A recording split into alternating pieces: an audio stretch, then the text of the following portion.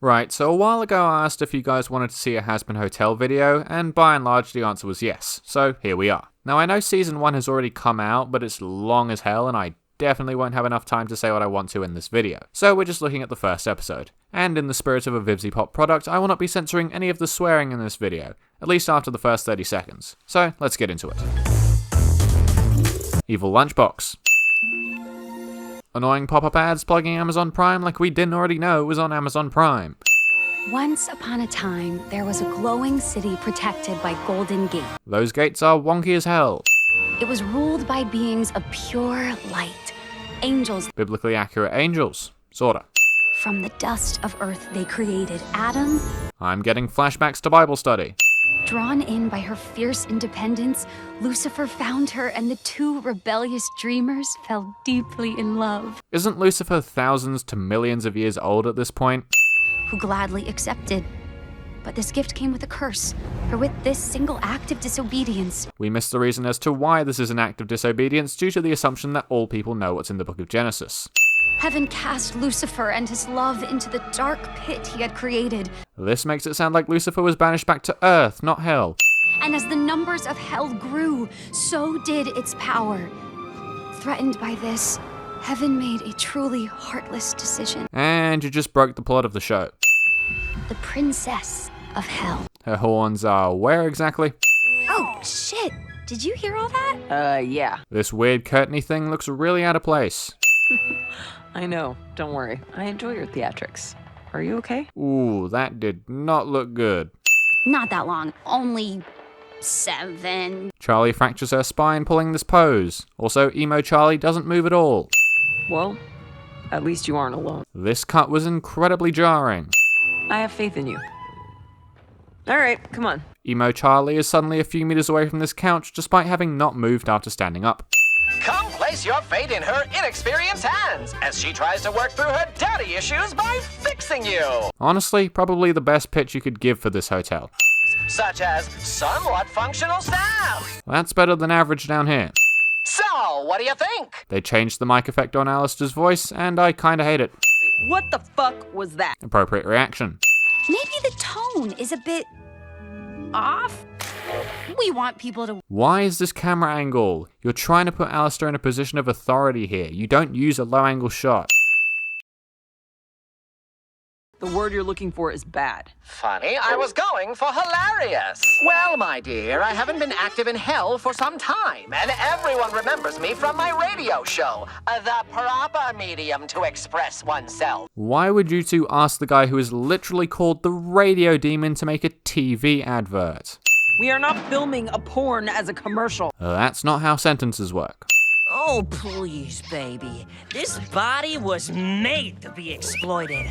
I got the arms. I got the stamina. I refuse to comment on this sequence, but we do get some clarification. The chest fluff, everyone thinks of tits. What the... Oh, trust me, I can. Why do you think I'm here? The voice actor recast is also going to be talked about later. That's kind of the end of the road, ain't it? Well, maybe it doesn't have to be. Just because nobody has made it out before doesn't mean it's not possible. This is bordering on an appeal to ignorance. Crack is expensive. Then just steal some, you bellend. What could they want this soon after... I can do this. Oh, sod off with the musical number. Angels have... This could be bad. You are correct, but it's even worse than you think. This could be swell.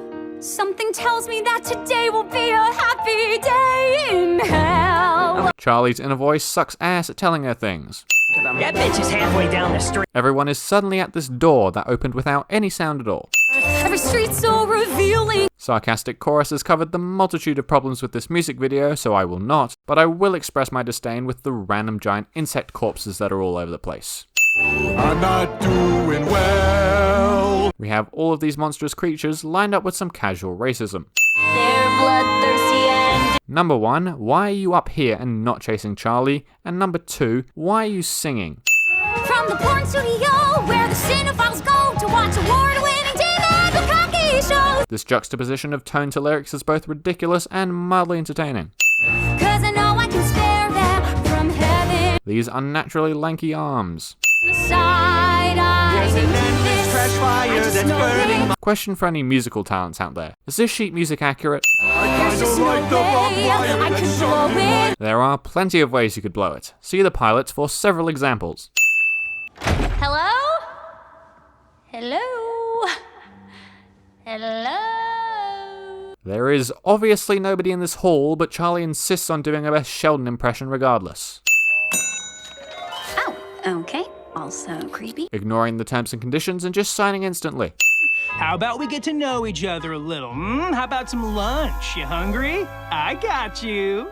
Here's my personal favorite. The fact that he held this up should have been the world's most obvious giveaway. So, we need a camera. Alistair. Obvious joke setup is obvious. Action.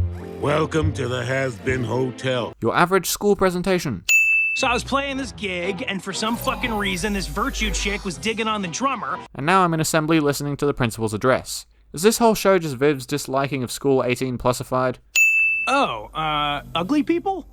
Math. Alright, now I'm convinced that's what this is. You're doing great, vagina. That's not even an insult. Why did you say this? Fix it in post. Do you even know what that means? I'll figure it out. World-class director right here. For the entertainment. I came here because I love seeing wasteful souls struggle. Somewhat literal foreshadowing. Or Charlie can come back to absolutely nothing. Your choice. Where did the filter go? The only reason you're still here is because Daddy gave you and your hellborn kind a pardon. The lighting changes for dramatic effect. Oh, fuck! Ugh, ugh. There is no reason for you to clamber over all of these chairs. Adam was perfectly able to see you where you were. And she starts singing to them. Wait, I'm getting ahead of myself, right? Why did you put these pages in an order where you would screw up the delivery? Oh, they'd rather cross the pearly gates. Well, Sorry, sweetie, but there's no defying their... This song is probably my favorite part of this episode. Perspective.exe has stopped working. Shh, it's starting. Welcome. The audio quality in this ad is terrible. We found the body, sir. They've never managed to kill one of us before. Luke and Adam decide to end the episode off with a good old-fashioned exposition dump. You hate to see it. And that's episode 1 of Hazbin Hotel. It's definitely, well, something.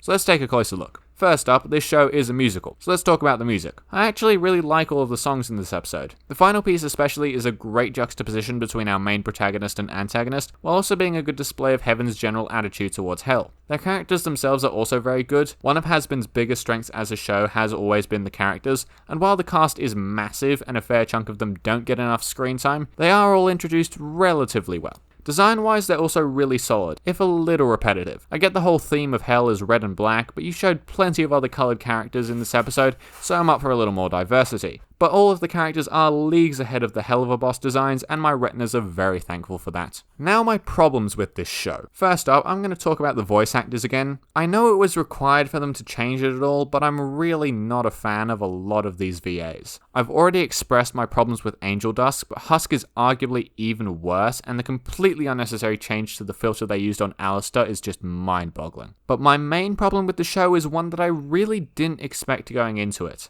And that's the animation quality. Like, this is a professionally produced show, and honestly, the animation's a mess. There are really awkward cuts, characters jitter all about the place, the perspective on the characters' heads keep breaking, the choice of camera angle and shot are honestly just stupid, and some moron decided it would be a good idea to pan into dynamic shots in the middle of a musical number. Honestly, what on earth is going on here? The pilot was animated beautifully on a much smaller budget than this. Spindlehorse still did a big chunk of the work, so I'm just baffled as to what happened. It's like they've tried way too hard to make the focal point look good and just abandon everything else, which is something you do when you're running on a team of 5 dudes in a $10K budget, not when your show is up on Amazon Prime.